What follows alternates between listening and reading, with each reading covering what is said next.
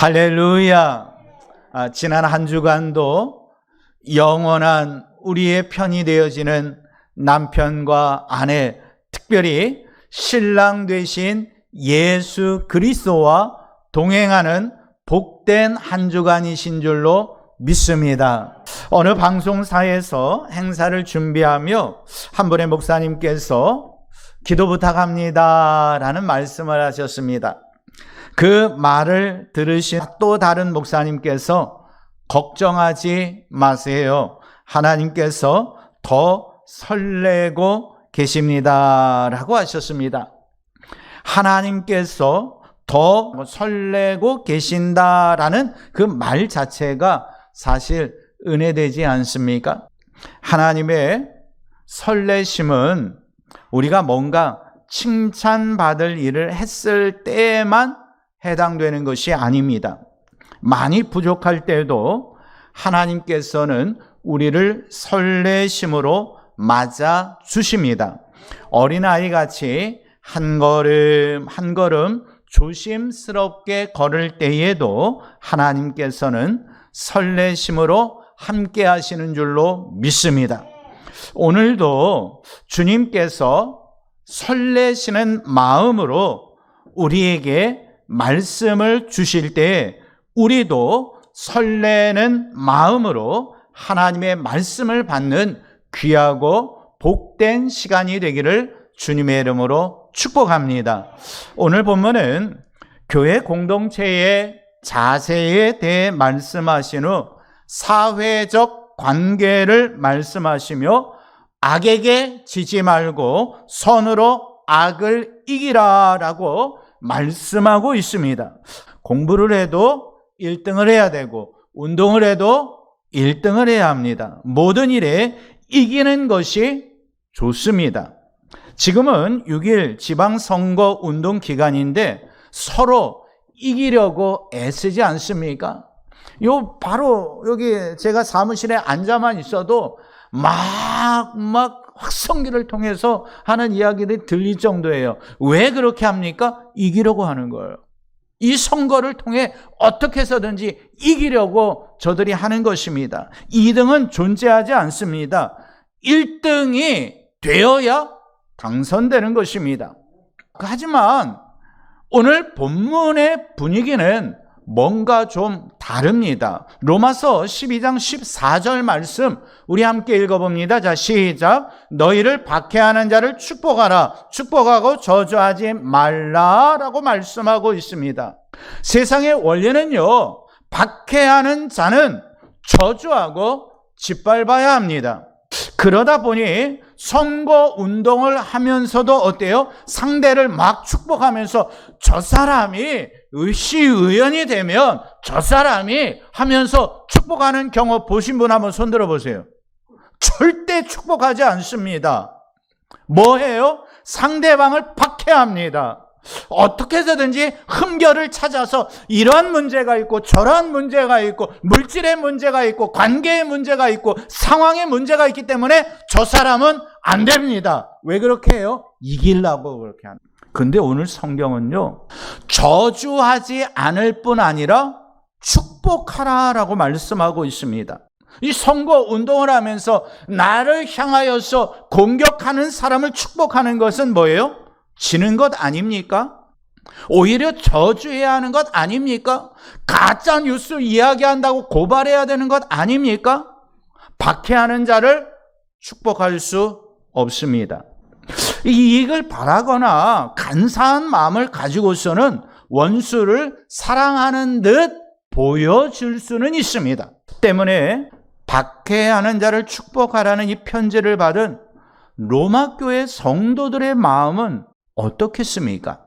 사도 바울이 박해받는 우리의 형편을 몰라서 이런 편지를 썼나라는 이런 생각 들지 않겠습니까? 도대체 사도 바울 그가 왜 우리에게 이런 편지를 보냈지? 좀 경우에 합당한 말을 좀 적어가지고 보내지 이게 뭔 편지야? 이런 생각하는 그런 로마 교회 성도들 없었겠습니까? 저들이 듣고 싶었던 말은 무엇입니까? 로마의 박해로 많이 힘드시죠? 성도 여러분, 힘내십시오. 곧 우리의 세계가 올 것입니다. 이런 편지 받고 싶지 않겠습니까? 우리가 지금 낮은 자 같지만 아닙니다. 곧 높아질 것입니다. 악한 로마의 군병들은 우리 힘 모아 한번 짓밟아 봅시다. 우리의 승리는 바로 여기에 있습니다. 라는 이러한 편지를 로마 교회 성도들이 받고 싶지 않았겠습니까? 하지만 하나님께서는 사도 바울을 통해 박해하는 자를 축복하라라고 말씀을 주셨습니다. 그것도 몇몇 마음이 좀 통하는 사람에게 축복하라라고 하면 조금이나마 이해할 수 있을 것 같은데, 오늘 말씀에 보면은요, 더불어 혹은 모든 사람에게 뭐하라? 축복하라라고 말씀하고 있습니다. 하나님께서는 박해받고 있는 로마 교회 성도들이 모든 사람들 앞에서 선한 일을 도모하고 더불어 화목하기를 원하셨던 것입니다. 예수님께서도 우리가 잘 알고 있듯이 너희 원수를 사랑하며 너희를 박해하는 자를 위하여 기도하라라고 말씀하셨어요. 또 너희를 저주하는 자를 위하여 축복하며 너희를 모욕하는 자를 위하여 기도하라라고 말씀하셨습니다. 때문에 오늘 본문은요, 사도 바울의 개인적 견해가 아닙니다. 개인적 견해로 로마 교회 성도 여러분, 여러분을 박해하는 자들을 위해 축복하십시오 라는 의미가 아닙니다. 하나님께서 이미 예수 그리스도를 통해 주신 명령입니다. 사도 바울이 박해하는 자들을 축복하라고 말할 수 있었던 것은요, 자신 역시 용서받지 못할 죄인이었지만 다메섹에서 부활하신 예수 그리스도를 만났고 은혜로 구원받았음을 깨달았기 때문에 박해하는 자들을 위해 축복하라라고 말할 수 있었던 것입니다. 하나님께서도 로마 교회 성도들이 이 말씀에 순종하기가 쉽지 않다라는 것 아셨습니다. 그럼에도 이 말씀에 로마 교회 성도들이 순종하면 큰 유익이 있을 것을 아시기 때문에 저들이 힘든 것을 알지만 더 큰 복, 더 큰 축복을 허락하시기 위해, 더 큰 유익을 위해 그 힘든 것에 순종하라 라고 말씀하셨던 것입니다. 바로 저들이 이 말씀에 순종하면 하나님의 놀라운 은혜를 보존할 수 있기 때문입니다. 생각해 보시길 바랍니다. 격한 감정을 폭발한 후엔 내 마음이 편치 않습니다. 그 편치 않은 마음은요, 하나님의 은혜를 상실하게 만듭니다. 그렇게 시간이 흐르면 흐를수록 마음은 황폐하게 될 수밖에 없습니다. 그래서 내 마음의 평안을 위해서라도 박해하는 원수를 뭐 해야 한다? 축복해야 한다라고 말씀하신 것입니다. 그렇다면 계속해서 축복 얘기하는데 성경이 말씀하고 있는 진정한 축복은 과연 무엇이겠습니까? 국어사전에서는요, 이 축복이라는 명사형으로 복, 행복이라는 뜻으로 그 의미를 넓혀놓고 있습니다. 그렇다면 동사형 어미를 붙여 축복하다라는 말을 할 때에는 분명 어떤 존재에게 누구의 행복을 빌다라는 의미가 담겨 있는 것입니다. 상대를 향해 누구의 복을 비는 거예요? 하나님의 복을 비는 게 이게 축복입니다. 더불어 하나님의 복을 저들이 받을 수 있도록 기도할 뿐 아니라 그렇게 만들어 주는 것, 이것이 축복인 줄로 믿습니다. 얼마 전 요즘 세태는 마냥 풀어놓은 쪽으로 가는 것처럼 보인다라는 글을 읽게 되었습니다. 사랑 아닌 사랑을 사랑으로 착각하는 지금의 세태를 꼬집어 놓은 글입니다. 레스토랑에서 아이들이 이리저리 뛰며 장난을 쳐도 부모는 그냥 내버려 두고요. 주위 사람들은 눈살을 찌푸리게 됩니다. 그러면서도 그 부모는요, 이렇게 키워야 아이가 기죽지 않는다라고 말을 합니다. 그것이 사랑입니까? 그것이 아이가 잘 되도록 축복하는 것입니까? 아닙니다. 망치는 것입니다. 이런 아이들이 커서 학교에 가면은요, 선생님들이 별로 무섭지 않게 느껴집니다. 그렇게 살았기 때문에. 그래서 요즘은 선생님 하기가 힘들다라는 소리를 듣게 됩니다. 그러다 보니 그런 아이들이 군대 가고 그런 아이들이 사회생활하다 보니 이 사회가 어떻게 돼요? 문제 사회가 됩니다. 이런 사회 현상이 신앙생활에서도 나타나는 것 같습니다. 공의보다는 사랑의 하나님을 많이 강조합니다. 또한 일단 예수님 영접했으면 훗날 언젠가는 천국 가서 잘 살 것이라는 막연한 추측 속에 자기식으로 믿음 생활을 합니다. 빌립보서 2장 12절에서 분명하게 말씀하고 있습니다. 두렵고 떨림으로 우리의 구원을 이루어내야 한다라고 말씀하고 있어요. 내가 이미 구원 받았기 때문에 이 땅에서 어떤 짓거리를 하더라도 나는 천국 가라는 이러한 모습으로 신앙생활하지 말고 두렵고 떨림으로 구원을 이루라라고 말씀하고 있어요. 우리 하나님은요, 사랑만이 아니라 공의의 하나님이십니다. 하나님께서는 공의를 포기하지 않으셨어요. 예수 그리스도께서 십자가에 죽으심으로 공의가 포기된 것이 아님을 깨달으시길 바랍니다. 비록 자백하면 용서하시지만 불의한 것에 대하여 심판하고 징계하시는 진정한 사랑과 공의의 하나님이시다라는 것을 우리는 기억해야 합니다. 베드로전서 4장에 보면은요, 심판이 하나님의 집에서부터 시작된다라고 말씀하고 있어요.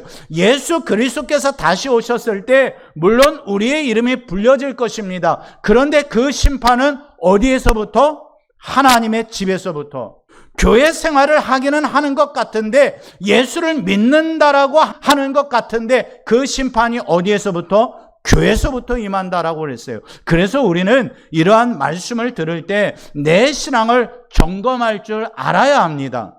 각 사람의 행위에 따라 심판하시는 분을 아버지라고 부른다면 여러분이 체류하는 자로 사는 동안 두려운 마음으로 지내십시오라고 베드로전서 1장에서 말씀하고 있습니다. 때문에 징계는 사랑입니다. 인정하십니까? 징계받아 끌려갔던 바벨론 포로기는 이스라엘 백성을 향한 하나님의 축복인 줄로 믿습니다.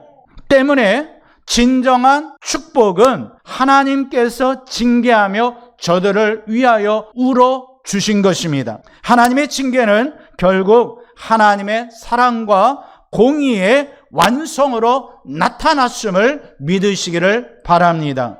더 나아가 하나님께서는 로마 교회 성도들로 원수 같은 저들과 친구 되기를 원하셨습니다. 그래서 네 원수가 줄이거든 먹이고 목마르거든 마시게 하라. 그리함으로 네가 숯불을 그 머리에 쌓아 놓으리라 라고 말씀하고 있습니다. 물론 이 말씀에서 이 숯불에 대한 견해는요, 이 학자들마다 조금 다른 의견을 가지고 있습니다. 하지만 대체적으로 일치하는 견해는 상대방에 대한 지극한 호의를 베푸는 것을 상징합니다. 불씨를 중요하게 여겼던 고대 근동에서 불씨를 꺼트리는 자에게 불씨를 빌려주는 것은 아주 큰 친절이었습니다. 이런 행동은 아주 친근한 이웃에게만 할 수 있었습니다. 여러분들, 과거 여러분들이 어렸을 때를 한번 갓 시집 왔을 때를 생각해 보시기 바랍니다. 어때요? 연탄불 꺼지면 번갯불도 없는데 어떻게 해요? 옆집 가가지고 반 정도 불붙은 연탄을 이렇게 받아오는 그러한 경우들이 있지 않았습니까? 바로 이러한 부분을 생각하면 좋습니다. 때문에 이 말씀은 자신에게 위해를 가하는 원수라도 줄이고 목마를 때에 친절을 베풀어 원수를 친구로 삼으라는 하나님의 마음이 담겨 있는 것입니다. 자, 이러한 모습으로 로마서 5장 10절 말씀 중에 어떻게 이야기하고 있습니까? 자, 함께 읽어봅니다. 자, 시작. 곧 우리가 원수 되었을 때에 그의 아들의 죽으심으로 말미암아 하나님과 화목하게 되었은즉 그의 살아나심으로 구원을 받을 것이니라. 아멘. 예수 그리스도께서도 우리가 원수 되었을 때에 죄인된 우리를 위하여 뭐를 지셨어요? 십자가를 지셨습니다. 때문에 예수님은 사랑입니다. 예수님의 사랑은 인류를 죄악에서 구원하시기 위한 모두를 위한 사랑인 줄로 믿습니다. 그래서 축복은 더불어 하는 것입니다. 진정한 축복은요, 박해하는 자를 저주하지 아니하고 더불어 축복하는 것입니다. 즐거워하는 자들과 더불어 즐거워하는 것입니다. 우는 자들과 더불어 우는 것입니다. 스스로 지혜로운 채 하지 않으며 더불어 낮은 채 하는 것입니다. 악을 악으로 갚지 않고 더불어 선을 도모하는 것입니다. 할 수 있거든 모든 사람과 더불어 화목하는 여러분이 되시기를 주님의 이름으로 축복합니다. 마태복음 5장 10절 말씀에 보면은요, 의를 위하여 박해를 받는 자는 복이 있나니 천국이 그들의 것이다 라고 말씀하고 있습니다. 여기서 박해는요, 성가시게 굴고 못살게 굴다 라는 뜻입니다. 자신의 허물로 인하여 오는 박해, 즉 자신이 지은 죄로부터 오는 박해가 있는데 그럴 때는 어떻게 해야 돼요? 회개해야 하는 거예요. 하지만 의를 위한 박해는요, 예수님 때문에 받는 박해입니다. 예수님을 위하여, 사명을 위하여, 교회 공동체의 거룩을 위해 받는 박해는 축복입니다. 기뻐하고 즐거워하게 될 것입니다. 왜냐하면 하늘의 상이 여러분에게 예비되었기 때문입니다. 축복은 더불어 하는 것입니다. 축복은 모두에게 하는 것입니다. 하나님께서는 사랑하는 자녀들이 더불어 축복하며 살기를 원하십니다. 저주하는 자에게까지 더불어 축복하게 하십니다. 하나님의 말씀에 순종하여 더불어 축복하면 평강이 우리에게 임할 줄로 믿습니다. 하지만 더불어 축복하지 않으면 평강을 누릴 수 없습니다. 축복하지 못하는 사람은 하나님의 은혜도 복도 누릴 수 없습니다. 하지만 오늘 선포된 말씀에 은혜 받은 우리가 더불어 축복하며 살 때 하나님께서는 하늘에 있는 복의 창고 문을 열어 여러분 모두에게 부어 주실 줄로 믿습니다. 어떻게 하면? 더불어 축복하면. 우리 옆에 분과 한번 인사해 볼까요? 우리 더불어 축복합시다. 자, 여러분이 이렇게 더불어 축복하면은요, 하늘문이 열리는데요, 물질도 주시고 건강도 주시고 화목도 주십니다. 그동안 풀지 못하였던 인생의 문제까지도 풀어 주십니다. 태의 선물을 원하는 가정에 자녀도 주십니다. 지혜가 필요한 자녀에게 지혜도 주시고 우울증이 있는 자에게는 주 안에서의 기쁨을 허락해 주십니다. 첫사랑의 믿음을 원하는 성도에게는 그 믿음을 허락해 주십니다. 받은 은사를 회복하기를 원하는 성도에게는 그 은혜 회복의 은혜를 허락해 주십니다.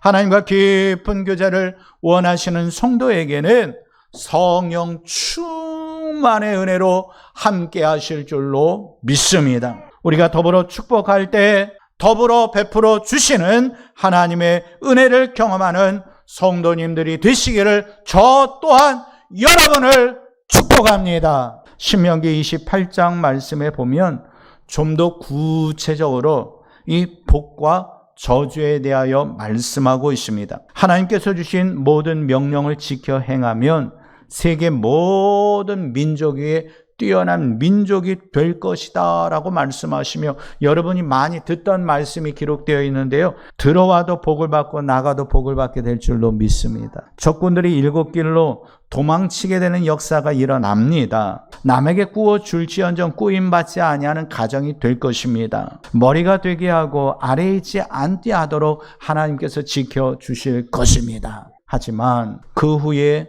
신명기 28장 말씀에 보면 여호와의 말씀에 순종하지 않고 명령과 규례를 지키지 않고 주신 직분을 은혜로 겸손하게 감당하지 아니하며 교회의 성물과 재정에 부정의 손을 댄다면 어떻게 된다라는 것을 분명하게 말씀하고 있습니다. 저는 소망합니다. 여러분, 신명기 28장에 나오는 저주가 여러분에게 임하지 않았으면 좋겠습니다. 신명기 28장의 축복이 여러분에게 임하기를 축복합니다. 하나님 그렇습니다. 이 복을 우리에게 허락하시고 또 더 나아가 여러분들 자녀를 향하여 여러분들이 어떻게 해야 된다고요? 축복해야 하는 거예요. 신명기 28장의 복을 우리의 자녀들에게 허락하여 주시옵소서. 저들이 나가도 들어와도 복을 받게 하여 주옵시고, 저들이 만나는 모든 자들을 통하여 하나님의 영광이 드러나게 하여 주옵시고, 저들의 떡반죽 그릇이 이제 계속하여 풍성하여 줄 수 있도록 축복하여 주시옵소서. 어떻게 하라고요? 축복하라고요.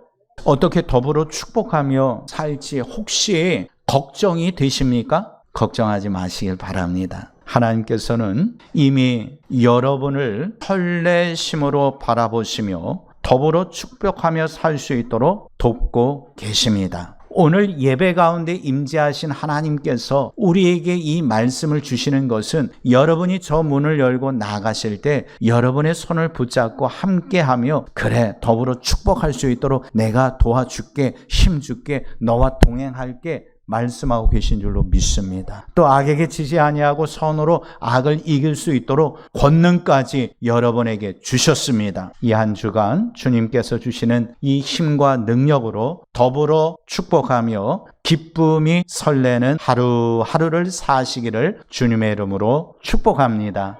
우리 함께 기도하겠습니다.